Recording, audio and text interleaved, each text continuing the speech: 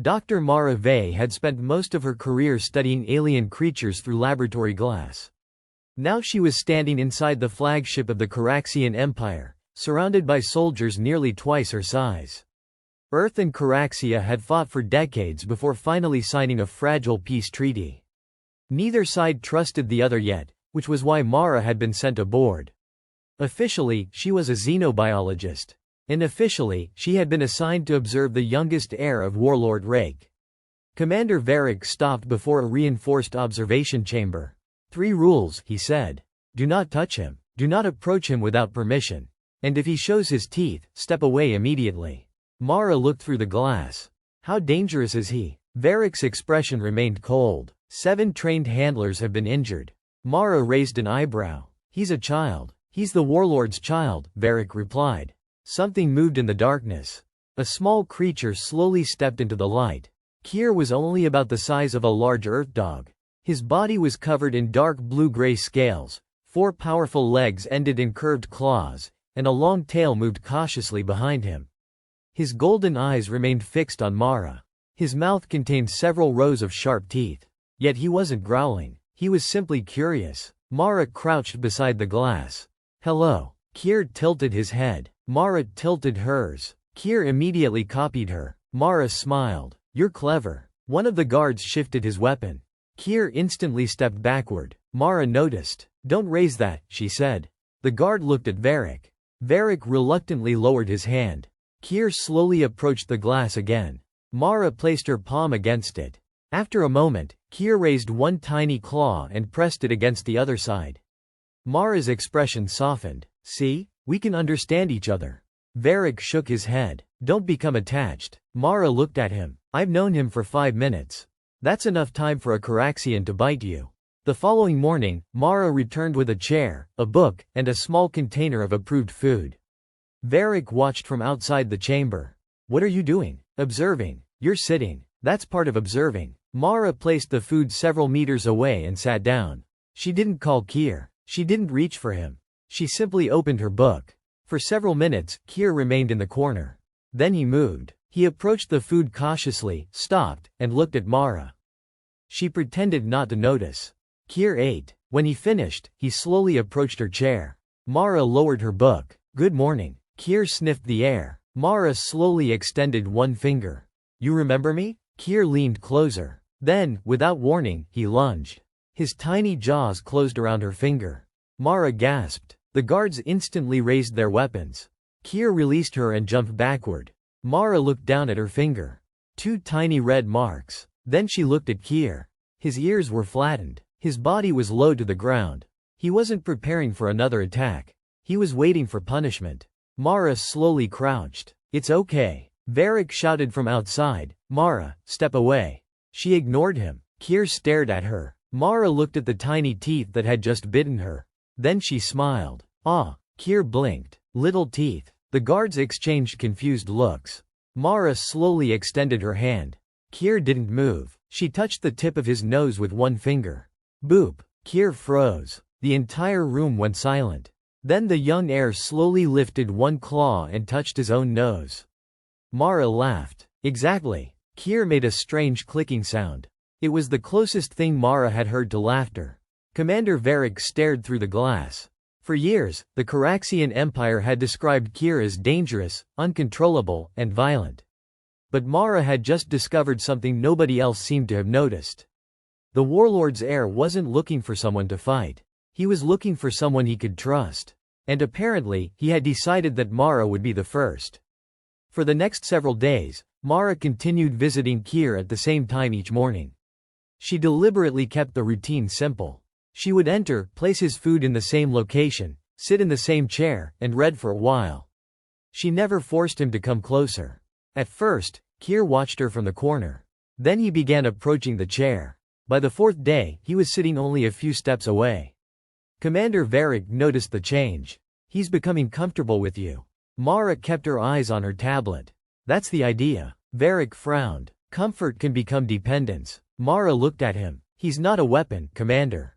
Varric's expression hardened. You don't understand Caraxian politics. Heir isn't simply a child. He's the warlord's heir. Every faction in this empire is watching him. Mara glanced toward the chamber. Kier was lying beside his food, pretending not to listen.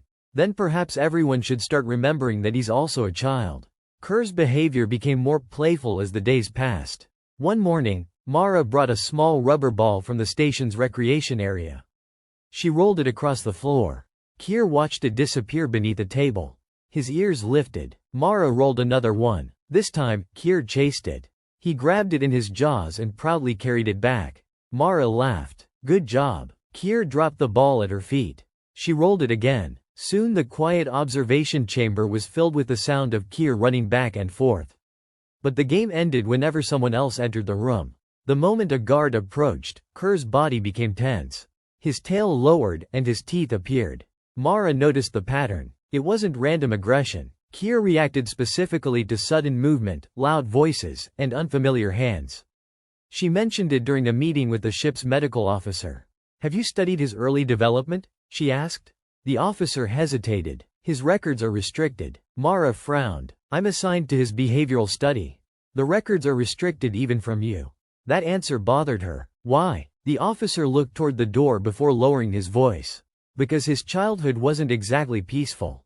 Later that afternoon, Mara searched the public diplomatic archives. She found only fragments. Kerr's mother had died when he was very young. His father had spent much of that period commanding the Caraxian fleets. During the same year, two political factions had attempted to gain control over the Heir. One had even tried to remove him from the royal family entirely. Mara stared at the screen. Suddenly, the frightened reactions made more sense. The next morning, Kier was waiting beside the door when Mara arrived. She smiled. Were you waiting for me? Kier made a soft clicking sound. Mara stepped inside. Kier followed her closely. She sat down, and he placed himself beside her chair. Mara gently touched the top of his head. He stiffened for a moment but didn't move away. Good boy, she whispered. Kier leaned slightly against her hand. Then the door opened. A Caraxian officer entered without warning. Kier instantly spun around and bared his teeth. The officer reached toward him. Kier lunged. Mara immediately stepped between them. Kier. The young heir stopped. Mara turned toward the officer. Don't reach for him. He attacked me. You startled him. He cannot be allowed to behave like this. Mara looked directly at him. Then stopped giving him reasons to be afraid. The officer stared at her before leaving angrily. Kier remained frozen. Mara crouched beside him. You're okay. Kier slowly lowered his head. Mara held out her hand. After a few seconds, he placed his nose against her palm. Outside the chamber, Commander Varric had witnessed everything. That evening, he reported the incident directly to Warlord Rake. The warlord listened without interrupting. She stood between my son and an armed officer, he asked. Yes. Was the officer injured? No. Rake looked toward the stars beyond the command window. For years, he had been told that his son was uncontrollable. Dangerous. Too aggressive to be trusted. Yet one human woman had managed to calm him without restraints, weapons, or force. Rake finally asked, what does the human want? Varric hesitated. I don't think she wants anything, my warlord. Rake turned slowly. Everyone wants something. Meanwhile, inside the observation chamber, Mara was sitting on the floor with Kier beside her. She rolled the small ball across the room. Kier chased it. He returned a few seconds later and dropped it into her lap. Mara smiled. Again? Kerr's tail began wagging. She rolled the ball. And for the first time in his life, the young heir of the Caraxian Empire was learning what it felt like to play simply because he was happy. Neither Mara nor Kier knew that someone else was watching them from the shadows. And that someone had already decided the human scientist had become far too important to the warlord's heir. 3 days passed without incident, but Mara could feel that something had changed aboard the Varkun's Wrath. Security around Kerr's chamber had increased. 2 additional guards stood outside the observation area, and Commander Varric had stopped allowing unfamiliar personnel anywhere near the Heir. When Mara asked why, he simply said, precaution. Mara didn't believe him. Something had happened, but nobody was telling her. Kier seemed to notice the change too. He became restless whenever new guards entered the corridor. Instead of playing with his ball, he stayed close to Mara's chair. On one morning, he even refused to eat until Mara sat beside him. Mara looked down at him. You're getting spoiled. Kier clicked softly. Don't pretend you don't understand me. Mara had begun teaching him simple words. Mara. She touched her chest. Kier. She pointed toward him. Kier learned his own name quickly. Then she taught him, ball, food, and stop. He struggled with human pronunciation, but he understood the meaning. The first time he heard Mara say, stop, he immediately froze. She rewarded him with a small treat. After that, the word became part of their routine. One afternoon, Mara noticed a small scratch on Kerr's shoulder. It wasn't deep, but it looked fresh. She crouched beside him. What happened? Kier pulled away. Mara didn't follow. Instead, she placed the medical scanner on the floor between them. Kier stared at it suspiciously. Mara waited. After several seconds, he approached and sniffed the device. It's just a scanner, she said. It won't hurt. Kier allowed her to examine the injury. Mara discovered that the scratch wasn't from another creature. It was a narrow mark caused by metal. Something inside his chamber had been damaged. She reported it immediately. Commander Varric arrived within minutes. He examined the damaged panel near the ventilation system. His expression changed. This wasn't here yesterday. Mara crossed her arms. So someone entered the chamber? Not necessarily. Varric ran his hand over the panel. But someone tried to access it. Kier suddenly growled. Mara looked at him. He was staring at the ventilation shaft. Kier, she said. The young heir backed away and pressed himself against Mara's leg. Varric immediately ordered the guards to secure the area. That evening, Mara was called to Warlord Rake's command chamber for the first time. She entered expecting anger. Instead, she found the warlord standing beside a massive window overlooking the stars. Dr. Vey, he said. You have been with my son for several weeks. Yes. He trusts you. Mara hesitated. I think he does. Rake turned toward her. He was much larger than she had expected, even by Caraxian standards. Scars crossed one side of his face, reminders of wars Mara had only read about. Do you know why Kier was placed in that chamber? Because he is dangerous? Rake's expression hardened. No, because others believe he is dangerous. Mara said nothing. Rake continued, my enemies cannot reach me easily. They cannot reach my armies. But my son is young. He is valuable. Whoever controls him can claim legitimacy. Mara finally understood. Kier isn't just a child to them. No, Rake said. He is a symbol. Before Mara could respond, the command chamber doors opened. Commander Varric entered carrying a security report. My warlord, we found evidence of an unauthorized access attempt. Rake read the report silently. Who had access to the chamber? Only authorized personnel. Rake looked up. Then someone authorized us to be vulnerable. Mara felt a chill. The assassination attempt wasn't random. Someone inside the ship had been testing the security around Kier. That night, Mara returned to the observation chamber. Kier was sitting beside the glass, unusually quiet. She sat beside him. You know something is wrong, don't you? Kier slowly placed his claw against the glass. Mara placed her palm against his. We'll figure it out. Kier made a soft clicking sound. Then suddenly, the lights went out. Emergency alarms began screaming through the ship. Red warning lights flashed. Kerr's ears flattened. Mara stood. Outside the chamber, guards shouted. Then came a distant explosion. Mara looked toward the door. Kier moved closer to her.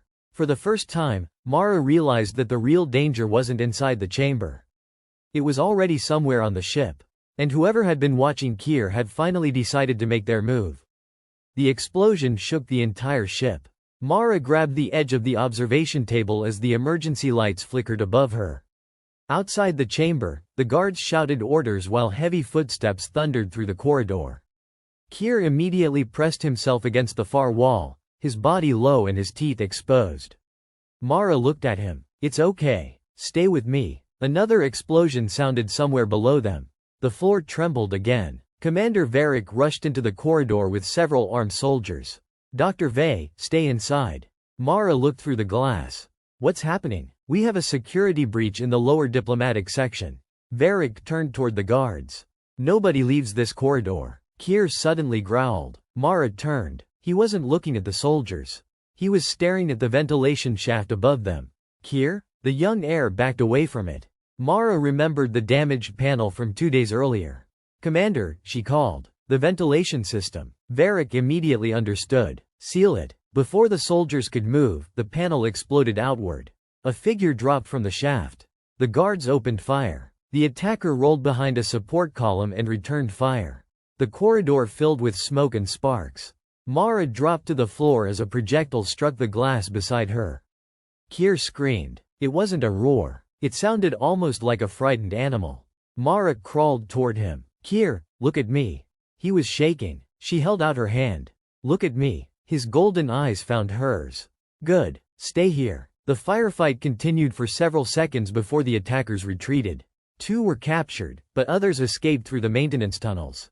Commander Varric entered the chamber as soon as the area was secured. Keir is injured. Mara's heart tightened. A small piece of shattered metal had cut the young heir's side. The wound wasn't life-threatening, but there was blood across his scales. Mara knelt beside him. Easy. Keir tried to move away.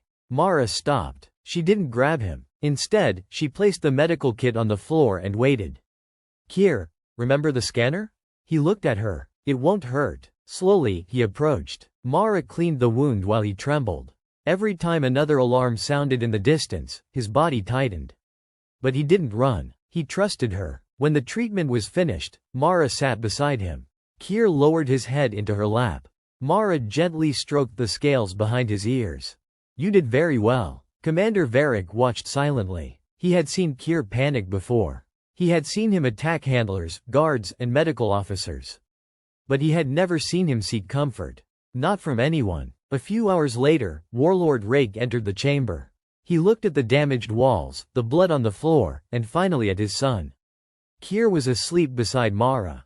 Rake's expression darkened. How many attackers? 9 confirmed, Varric answered. 4 captured. 2 dead. 3 escaped. Who were they? We don't know yet. Rake looked at Mara. Was my son targeted? Yes, Mara replied. And they knew the security layout. Rake's eyes narrowed. Then this was not an outside attack. Mara nodded. Someone helped them. Rake turned toward Varric. Lock down the ship. Varric hesitated. That may disrupt the diplomatic summit. I don't care about the summit. His voice became colder. I care about finding whoever came for my son. Mara watched him leave. For the first time, she understood why the Caraxians feared Warlord Rake. He wasn't simply powerful. He was a father who had just discovered that someone had tried to kill his child. But the attack had created another problem. The captured attackers carried no recognizable insignia. Their weapons had been modified. Their identities had been erased. Someone had planned this carefully. Later that night, Mara sat beside Keir's sleeping platform. She couldn't stop thinking about the damaged ventilation panel, the unusual security reports, and the attackers who somehow knew exactly where Keir would be. Then she noticed something. One of the captured attackers' weapons had been marked with a tiny symbol. Mara had seen it before. It was an old Caraxian military insignia. She immediately contacted Commander Varric. I know who we're looking for. There was silence on the communicator. Who? Mara stared at the symbol. Someone who knows your military. Before Varric could answer, the communicator suddenly went dead. Mara looked toward the door. The lights flickered. Then the locking mechanism clicked. Someone had just sealed the chamber from the outside. Mara slowly stood. Keir woke behind her, and somewhere beyond the door, footsteps began approaching. Mara stood between Keir and the sealed door, listening to the footsteps approaching from the other side. Keir was awake now, his golden eyes fixed on the entrance. He gave a low warning growl. Mara whispered, "Stay behind me." The door opened. Commander Varric entered with 4 armed guards. Mara immediately relaxed, but Varric's expression was grim. We lost communications with half the ship, he said. Someone has taken control of several internal systems. Mara showed him the symbol she had found. This insignia belongs to an old Caraxian military faction, doesn't it? Varric stared at it. It belonged to the Ashen Guard. They were officially disbanded 20 years ago.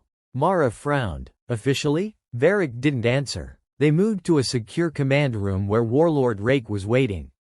Mara placed the insignia on the table. Rake stared at it for several seconds. The Ashen Guard served my predecessor, he said. They believed the Empire should never negotiate with weaker civilizations. Mara immediately understood. They opposed the peace treaty. Rake nodded. They believe humanity should have been destroyed. Varric added, if they can make it appear that humans attacked the Caraxian heir, the treaty will collapse. Mara looked at Rake. And if Caraxia retaliates, Earth will respond. A war begins, Rake said. and they gained control of the Empire. Mara looked through the command room window toward the distant stars. Then the assassination wasn't their real objective. Rake's eyes narrowed. Explain. They don't simply want Kier dead. They want him dead in a way that makes humanity responsible. Silence filled the room. Varric slowly nodded. That explains the modified weapons. Mara continued, and the security breach. They wanted evidence that would point toward Earth. Rake's expression became colder. We need proof before the council meets. How much time? Mara asked. Varric checked his console. 4 hours. For the next 2 hours, they searched the ship's security records. Most of the footage had been deleted, but Mara noticed something unusual. One camera had recorded 3 seconds before its connection was cut. In the reflection of a metal door, she saw a Caraxian officer entering a restricted corridor.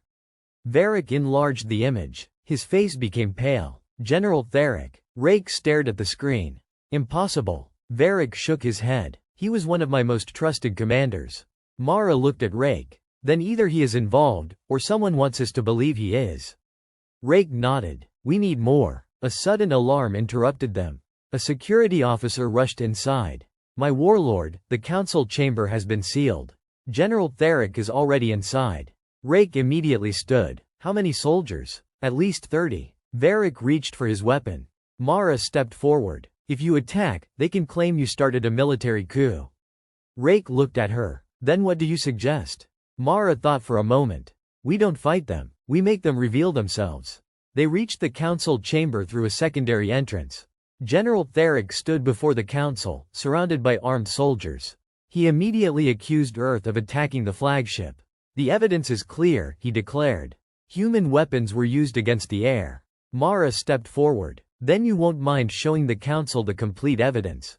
Tharok's expression changed slightly. You have no authority here. Mara looked at Rake. No, but you do. Rake walked forward. Show them. Theric hesitated. Mara smiled faintly. You can't, can you?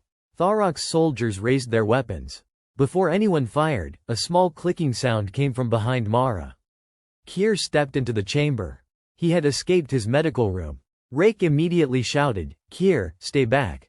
But Kier didn't move toward his father. He walked toward the central display and stared at the image of the captured weapon. Then he pointed at it. Mara looked closer. The weapon carried a small manufacturing mark. Kier recognized it. Mara suddenly understood. You've seen that mark before. Kier clicked and pointed toward General Theric. The entire chamber went silent. Tharok's face changed. Rake turned toward him. Where did you get those weapons? Theric stepped backward. For the first time, the council saw fear in his eyes. He had been exposed, but the evidence was still incomplete. Mara knew they couldn't simply arrest him without proving the entire conspiracy. Then Kier walked toward Mara. He gently touched her hand. Mara looked down at him. The frightened creature who once bit her because he didn't know how to trust anyone was now standing in the middle of the most dangerous room on the ship. And this time, he wasn't hiding. He was choosing to stand beside her. Rake looked at his son. Then at Mara. The final evidence, he said quietly. We have one chance. Mara nodded. Then let's make sure we don't waste it. Outside the chamber, alarms began sounding again. The conspiracy wasn't over, and the people behind it were preparing their final move. The alarms continued through the council chamber as red emergency lights swept across the walls. General Theric stood surrounded by armed soldiers, while Warlord Rake watched him without blinking. Mara knew they still didn't have enough evidence. Kier had recognized the weapon, but recognition alone would not prove that Theric had ordered the attack. If they accused him too soon, the conspirators could destroy the remaining evidence and claim that Rake was using his son to eliminate political rivals. Mara stepped toward the central display. We need the original weapons logs. Theric immediately said, there are no logs. Mara looked at him. Then why did your expression change when Kier recognized the manufacturing mark? Theric said nothing. Rake turned toward his security officers. Search the restricted armory. Several minutes later, an officer returned carrying a data module. My warlord, we found this hidden beneath the secondary weapons registry. Varric connected it to the council display. A list of weapons appeared. Every weapon used in the attack had been manufactured under a military contract authorized by General Tharok's command. The room became silent. Theric looked around desperately. Those records could have been forged. Mara nodded. They could have. That's why we need the second piece. She turned toward the security officers. Show them the communication logs. The recovered records appeared on the screen. Messages had been sent from Tharok's private command terminal to the attackers several hours before the assault. One message contained the exact location of Kerr's chamber. Another instructed them to leave evidence suggesting human involvement. The council erupted in angry voices. Tharok finally drew his weapon.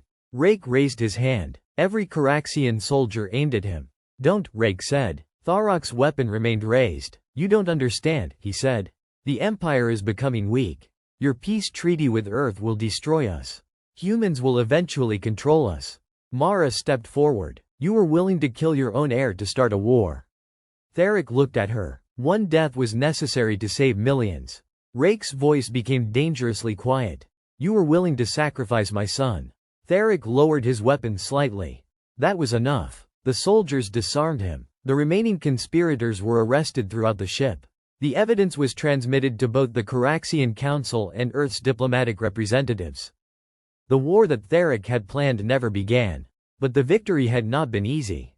3 Caraxian soldiers were dead. Several were injured. Heir carried a small scar along his side from the attack. The peace treaty had survived, but everyone aboard the ship understood how close the two civilizations had come to another war. Days later, Mara stood in the medical garden with Heir beside her. Warlord Rake approached them. You were right, he said. Mara looked at him. About what? Fear does not create loyalty. Heir looked between them. Rake continued. My son was raised to believe that everyone approaching him wanted something. You taught him that someone could approach without demanding anything in return. Mara smiled. He taught me a few things too. Rake looked at Heir. The young heir walked toward his father. For a moment, Mara expected Heir to stop. Instead, he pressed his forehead against Rake's hand. The warlord became completely still. Then he gently touched his son's head. It was a small gesture. But Mara knew how important it was. Heir no longer had to choose between his father and the human he trusted. He finally had both. Several months later, Mara was sitting beneath a tree in the diplomatic gardens when something tugged at her sleeve. She looked down. Heir was standing beside her. He had grown noticeably larger. Mara narrowed her eyes. No. Heir tilted his head. I know that look. He moved closer. Heir. He opened his mouth. Mara pointed at him. Don't you dare. He gently nipped her finger. Mara stared at him. Heir immediately backed away. She sighed. Then she smiled. You still have those little teeth. Kerr's tail began wagging. Mara reached toward him. Come here. He cautiously approached. Boop. Her finger touched his nose. Heir made an offended clicking sound and shook his head. Mara laughed. Across the garden, Warlord Rake watched his son playing with the human who had changed his life. The Empire had once feared Heir because of his teeth. Mara had been the first person to see what those teeth were hiding. Fear, loneliness, and a desperate need to trust someone. The warlord had taught his heir how to survive. The human had taught him something greater. He didn't have to spend his life surviving. He was allowed to live. And sometimes, the strongest thing a warrior could do was lower his teeth, trust another hand, and choose peace. Heir suddenly ran across the garden. Mara laughed and chased after him. Behind them, the future heir of the Caraxian Empire ran freely beneath the trees. Not as a weapon, not as a symbol, but simply as a child who had finally learned what it meant to be safe. The end.